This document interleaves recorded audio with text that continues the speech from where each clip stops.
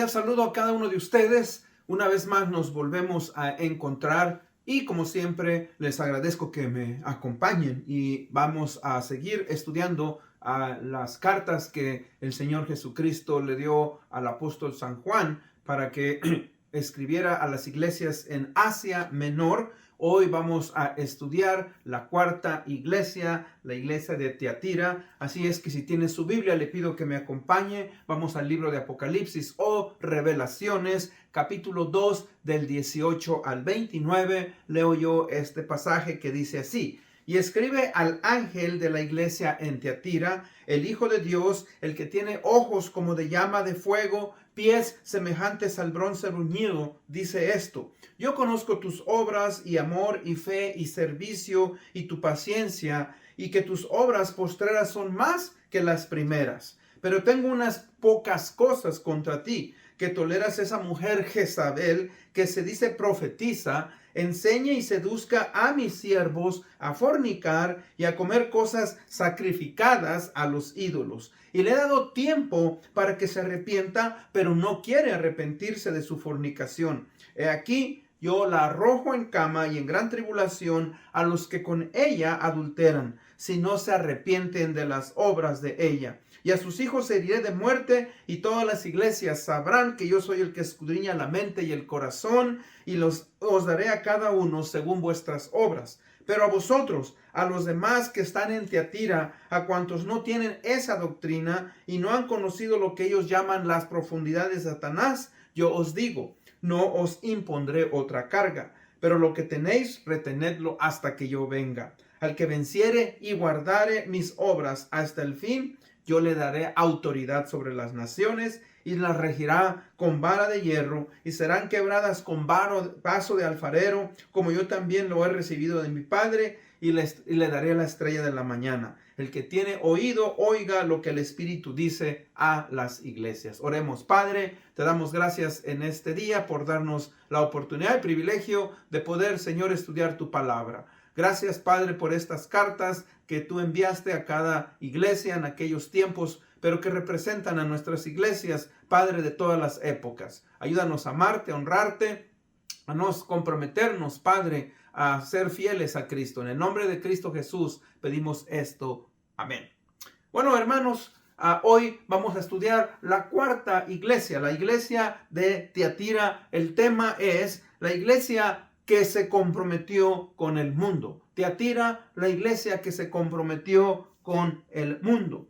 Primeramente, como vemos, ¿verdad? Hay un orden. Dice aquí, primeramente escribe al ángel de la iglesia en Tiatira. Hemos visto, pues, que cuando se refiere al ángel, creemos que se está refiriendo al pastor, al líder, ¿verdad?, que está dirigiendo cada iglesia que el Señor tiene, no solamente en ese tiempo, en esa época, sino desde que inició la iglesia y hasta el día de hoy. Dice, el Hijo de Dios, el que tiene ojos como de llama, de fuego, pies semejantes al bronce bruñido. Vemos pues que empieza dándonos una definición de nuestro Señor Jesucristo, el Hijo de Dios. Y una de las doctrinas que han sido atacadas, ¿verdad?, más, y que es una de las doctrinas importantes, fundamentales en el cristianismo, es precisamente eso, que Cristo es el Hijo de Dios. Algunos creen que literalmente, ¿verdad?, Cristo es el Hijo engendrado por Dios, Padre. Ahora, la Biblia, mis hermanos, nos lo enseña de una manera diferente. O sea, ¿qué quiere decir que Cristo fue engendrado? Ahora, recuerde usted que Cristo no fue engendrado como nosotros los seres humanos somos, a través de un hombre y una mujer. Lo que nos quiere decir este pasaje, ¿verdad?, es que Cristo, mis hermanos, existía antes, ¿verdad?, de que este mundo viniera a existir, antes de que los hombres existieran. Él ha sido eterno juntamente con el Padre y el Espíritu Santo. Eso lo que nos dice aquí que es el Hijo de Dios es que Cristo, mis hermanos, vino de una manera humana. Cristo fue concebido por el Espíritu Santo, como usted puede ver en los evangelios, en el libro especialmente el evangelio de Lucas, ¿verdad? Cuando el ángel Gabriel le dice a María, ¿verdad? Y concebirás y darás a un hijo. María le dice, pero yo no he conocido hombre, yo no he tenido una relación, vida íntima con un hombre. El Espíritu Santo, el ángel Gabriel le responde y le dice, el Espíritu Santo vendrá y se posará sobre ti. El Evangelio de San Juan también en el capítulo 1, versículo 14, nos habla de Jesucristo como el Verbo de Dios. Dice, y aquel Verbo fue hecho carne. Por eso pues Jesucristo es el Hijo de Dios, porque fue concebido por medio del Espíritu Santo, sin intervención de hombre, y habitó y vivió entre los hombres. Dice que quien tiene ojos de llama, nos habla de la omnisciencia del Señor Jesucristo. O sea, fíjese que esa omnisciencia, Él nos ve, mis hermanos, a cada individuo, a cada persona, tanto en la iglesia, fuera de la iglesia, a cada persona que existe en todo el mundo, que sus ojos penetran, sus ojos, mis hermanos, escudriña nuestros corazones y saca a la luz, fíjese que nuestras obras, saca a la luz, mis hermanos, lo que nosotros hemos hecho. Por eso es importante, ¿verdad?, que aquel y cada uno de nosotros, como con una naturaleza pecadora, que cada vez que pecamos, confesamos a nuestro Señor nuestros pecados. Dice, ¿verdad?, quien tiene pies de bronce bruñido.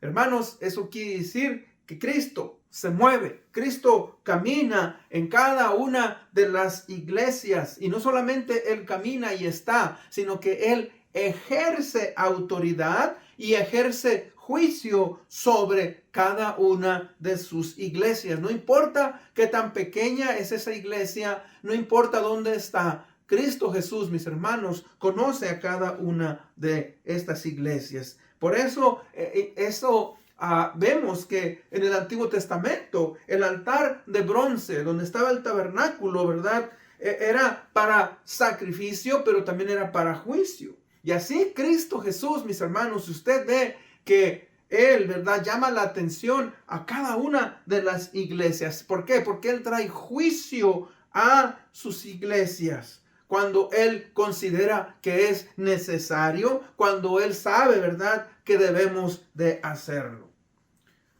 Bueno, primeramente entonces vamos a ir al punto número 1.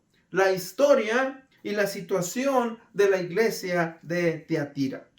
Al hacer una investigación, pues ve uno lo que dicen ciertos teólogos, ciertos historiadores. Y hermanos, bueno, primeramente vemos que Tiatira era una ciudad pequeña, y parece ser que era la ciudad más pequeña de todas las 7 iglesias a las cuales, ¿verdad?, se le ha enviado una carta. Y no solamente era la más pequeña, sino también era la más tal vez insignificante de las 7 ciudades. Ahora, humanamente hablando, insignificante. Para Cristo no hay insignificante, pero estamos viendo esto de acuerdo, ¿verdad?, a la historia.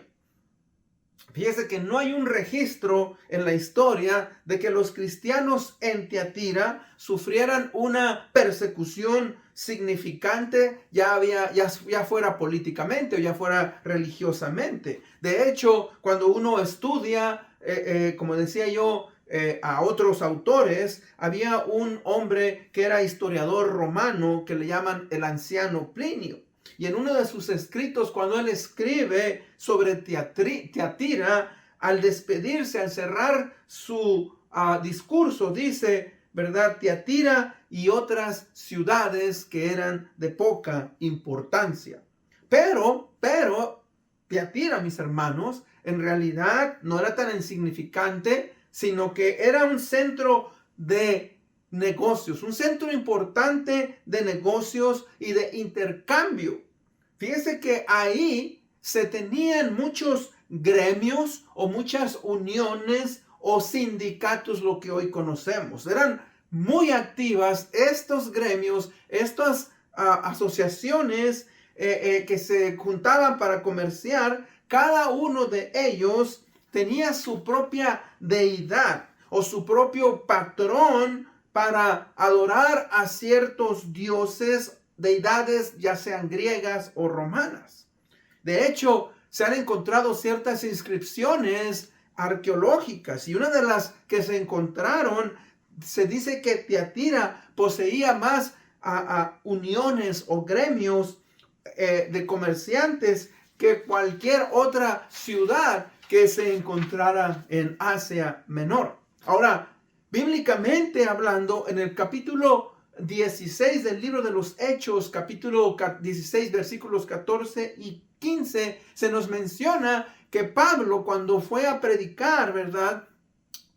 En su segundo viaje misionero, menciona a Lidia, quien fue una mujer que era originaria de Tiatira. Ella dice en este pasaje que era vendedora de púrpura de la ciudad de Tiatira, y que Dios abrió su corazón de Lidia para que ella entendiera el evangelio. Algunos reclaman que cuando Pablo fue y predicó el evangelio a esta mujer, posiblemente Lidia regresó a su ciudad donde ella era original, y ahí fue donde nació la iglesia, ¿verdad? En Tiatira. Estamos hablando que Pablo más o menos escribió o cuando él predicó en los años 60, 65 después del Señor Jesucristo. Cuando Juan escribe esta carta, estamos hablando unos 30 años más tarde, para el año 95 después del Señor Jesucristo. Entonces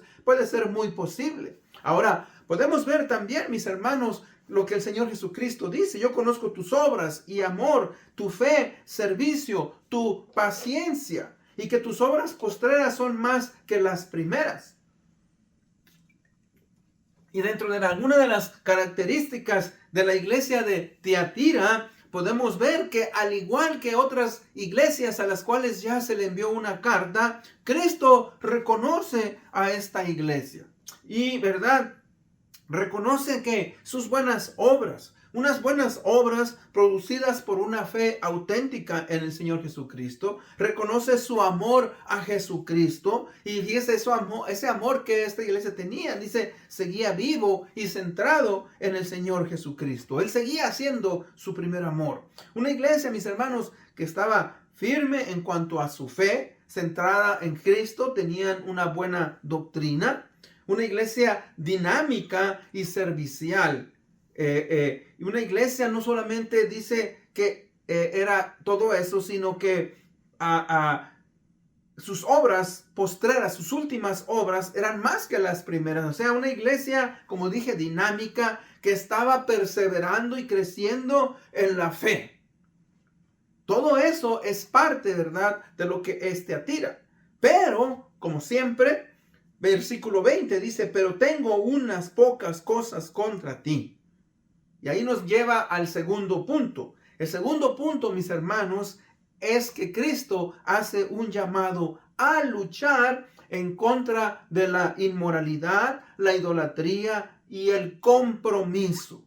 O sea, que el Señor Jesucristo, al caminar en sus iglesias, a esta iglesia de Tiatira, ¿verdad?, le dice: tengo contra ti unas pocas cosas que toleras. Y fíjese, tolerar, mis hermanos, es un sinónimo de comprometerse.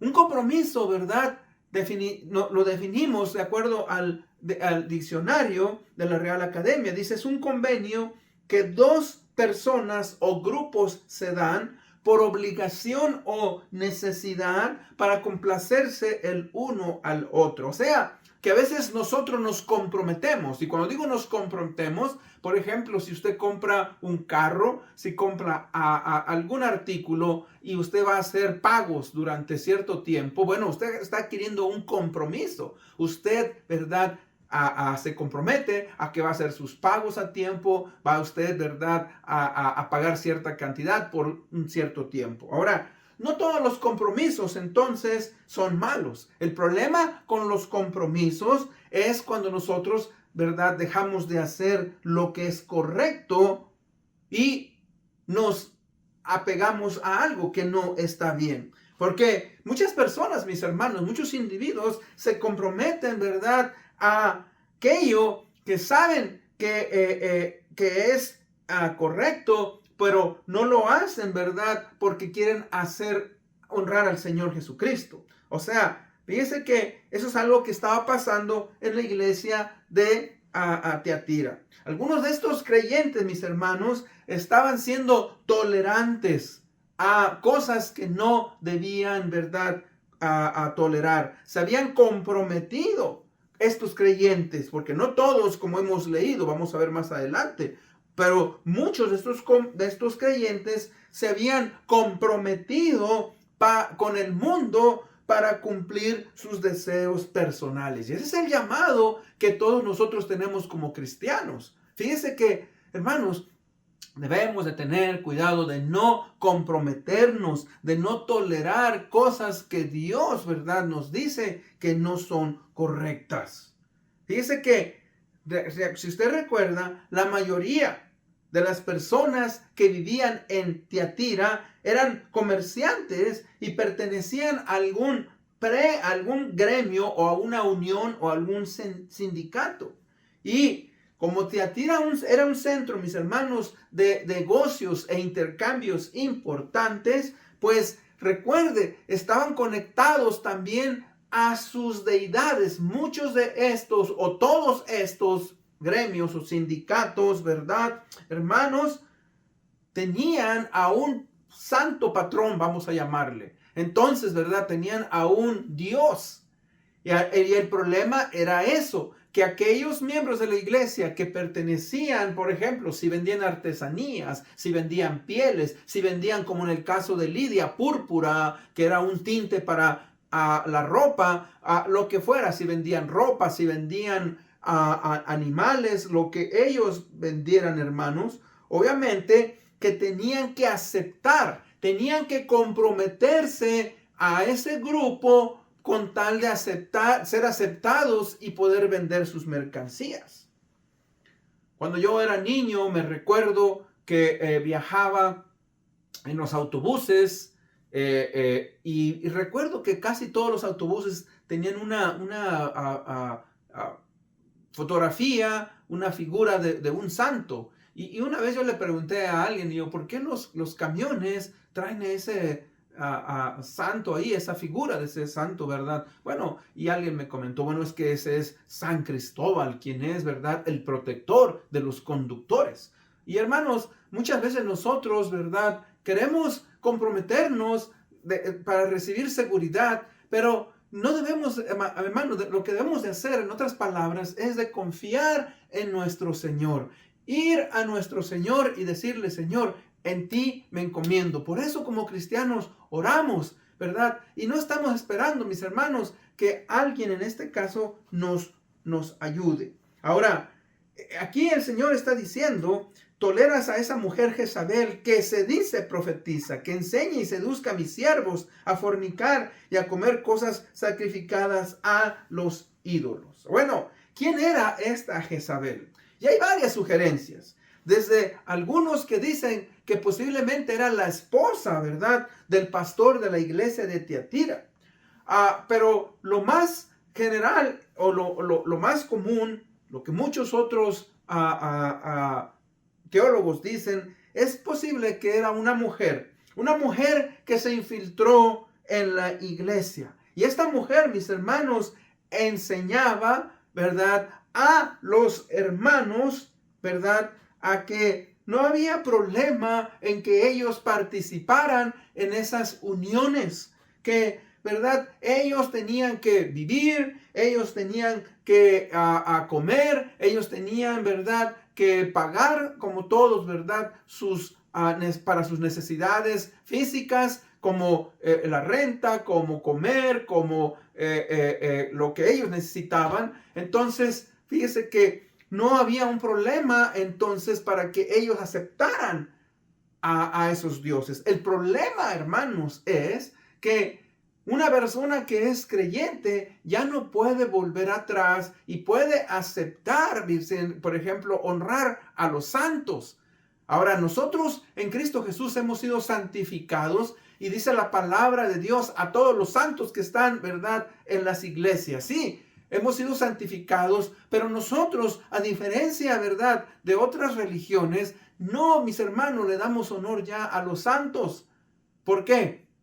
Porque somos llamados, ¿verdad?, a tener una relación con el Señor Jesucristo. Por eso dice, ¿verdad?, a fornicar.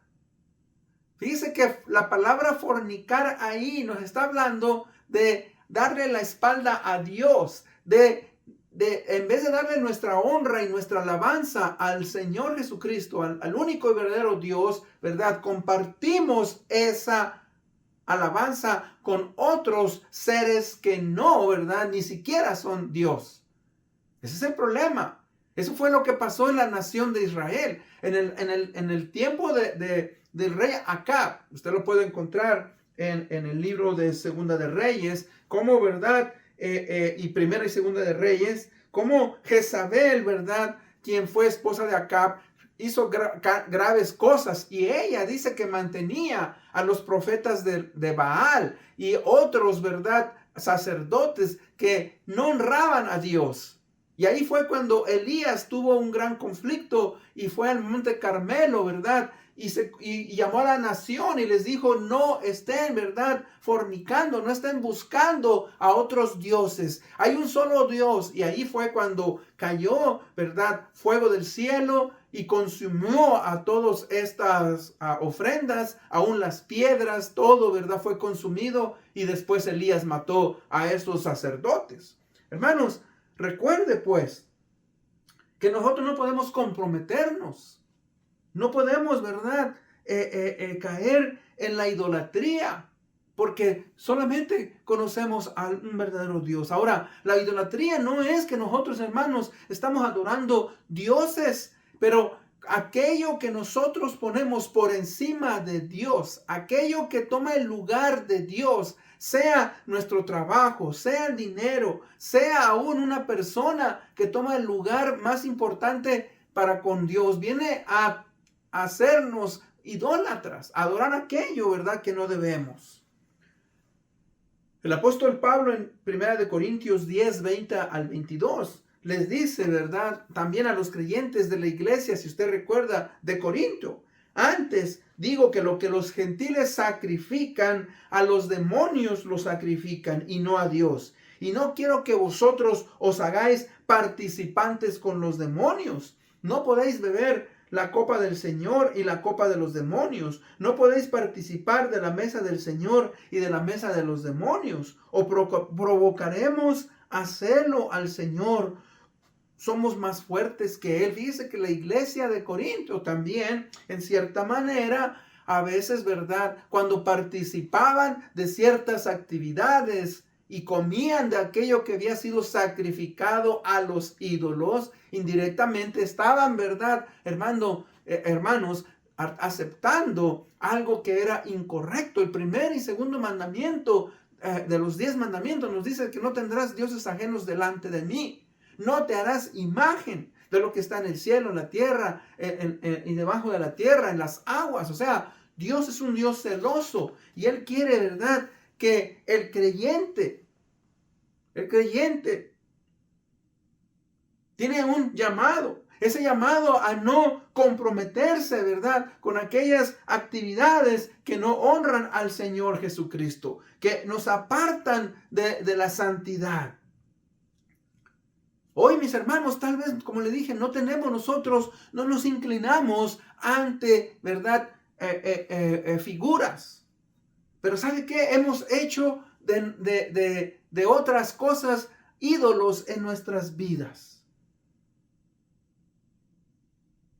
Por ejemplo, tengamos cuidado, mis hermanos, cuando metemos al internet. Hoy, por ejemplo, las redes sociales, mis hermanos, tienen tanta, ¿verdad?, atención en nuestras vidas, nuestros teléfonos, nuestras tablets, nuestras computadoras. Y es, fíjese, un compromiso que cada uno de nosotros, mis hermanos, no vamos, ¿verdad?, a comprometernos con el mundo. Cuando usted, ¿verdad?, va a hacer alguna actividad, debemos de establecer criterios, y esos criterios, mis hermanos, son criterios que deben de buscar honrar a Dios. Uno de los filtros que usted debe de usar siempre cuando va a hacer alguna actividad, use la palabra de Dios. ¿Qué dice la palabra de Dios? ¿Qué actividades vamos a hacer que nos pueden llegar a comprometer? Todo tiene su tiempo, todo tiene, ¿verdad?, su orden. Si, por ejemplo, mis hermanos, pregúntese, ¿verdad?, ¿honra a Dios esta actividad? Vamos a suponer, mis hermanos, que es el fútbol, soccer, ¿no? Bueno, a Dios, mis hermanos, no le importa si usted juega o no juega soccer. Ahora, la segunda sería, edifica a mi hermano o a mi prójimo. Bueno, mientras usted lo haga de una manera, ¿verdad?, sin perder, ¿verdad?, sus estribos, sin que usted se apasione más por el fútbol que por Dios. Y por último, me edifica a mí mismo. Ahora, fíjese, ahí la pregunta es, ¿está el fútbol, soccer desviándome de mi relación con Dios? ¿Es el fútbol, soccer más importante para mí, verdad? Estoy perdiendo de asistir a la iglesia. Estoy dejando, ¿verdad?, de hacer ciertas cosas. Fíjese, eso se vuelve un ídolo para mí y cualquier otra actividad. Hermanos, tengamos cuidado. Dice aquí el pasaje, le he dado tiempo para que se arrepienta, pero no quiere arrepentirse de su fornicación. He aquí yo la arrojo en cama y en gran tribulación a los que con ella adulteran si no se arrepienten de sus obras. Y a sus hijos heriré de muerte, y todas las iglesias sabrán que yo soy el que escudriña la mente, el corazón, y os daré, ¿verdad?, a cada uno según que vuestras obras. O sea, Dios, mis hermanos, nos envía a través de su palabra, nos habla, ¿verdad?, para que nosotros nos arrepintamos y dejemos, ¿verdad?, aquellas actividades que nos han comprometido y que no estamos nosotros buscando a Dios como nosotros deberíamos de hacerlo.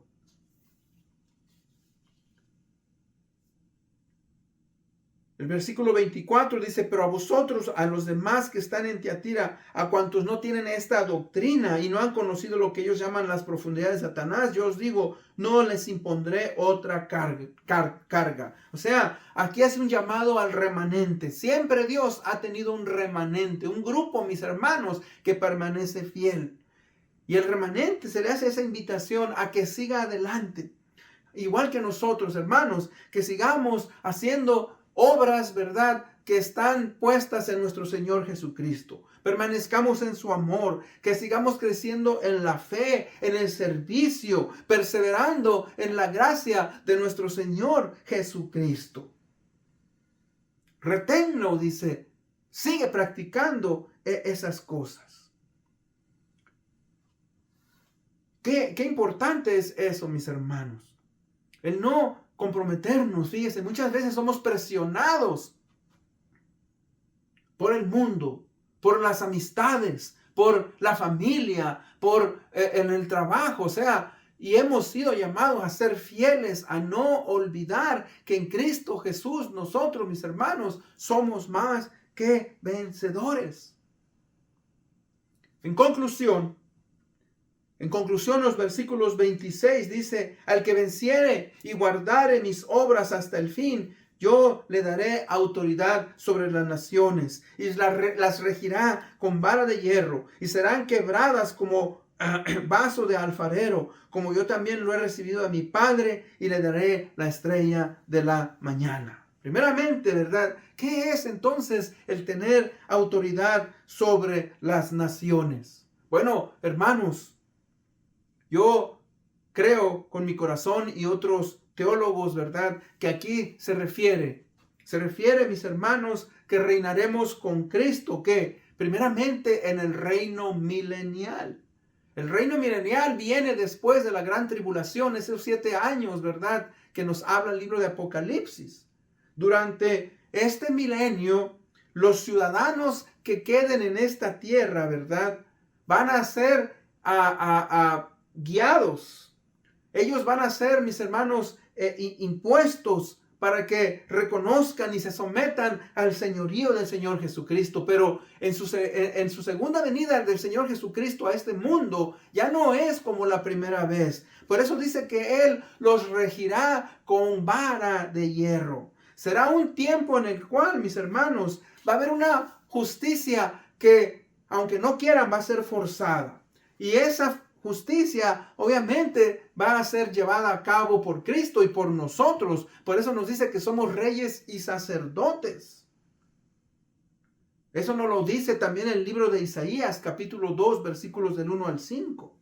En el cual entonces Cristo, el Señor Jesucristo y sus santos vamos a gobernar, mis hermanos, en esta tierra. Y la humanidad verá la gloria de Dios como nunca la habían visto. Dice, yo le daré la estrella de la mañana. Ahora, cuando dice yo le daré la estrella de la mañana, se está refiriendo, mis hermanos, a Cristo Jesús. En Apocalipsis 22, 16, Cristo se identifica como la estrella resplandeciente de la mañana. Para algunos esa estrella, ¿verdad?, es la estrella que antes de amanecer aparece. Algunos de ellos la veían como el planeta Venus, quien está, ¿verdad?, resplandeciendo antes de que venga un nuevo día. Y así, mis hermanos, de la misma manera, Cristo, quien es nuestro nuevo comenzar, quien ilumina nuestros corazones y que su luz, mis hermanos, nos lleva a la verdad y nos mantiene en el camino correcto. Por eso dice, le daré la estrella de la mañana. Cristo, mis hermanos, con su luz, con su verdad que ilumina nuestros corazones, va a ayudarnos a continuar, ¿verdad?, a ser fieles hasta que Él, ¿verdad?, nos lleve. Hermanos, es mi oración que cada uno de nosotros, ¿verdad?, vivamos para Cristo, que no nos comprometamos, ¿verdad?, ni hagamos uniones, ¿verdad?, con actividades o personas que no honran al Señor Jesucristo. Con eso en mente, vamos a ir en oración. Padre, una vez más te agradecemos por el privilegio y la oportunidad de estudiar tu palabra. Te pido, Señor, que nos ayudes a seguir fieles, Señor, que nos permitas, Señor, honrarte y glorificarte. Si en nuestro corazón, Señor, hemos fallado, si en nuestro corazón, Señor, hemos hecho, Señor, uniones que no deberíamos de hacer, te pedimos perdón. Ayúdanos, Señor, a reconocerte como nuestro Señor, nuestro Salvador, a esforzarnos, Señor, a vivir para ti. Gracias, Padre, y ayúdanos pues a continuar adelante. Esto lo pedimos en el bendito nombre de Cristo Jesús, nuestro Señor y nuestro Salvador. Amén. Bueno, una vez más les agradezco por haberme escuchado. Nos vemos hasta la próxima.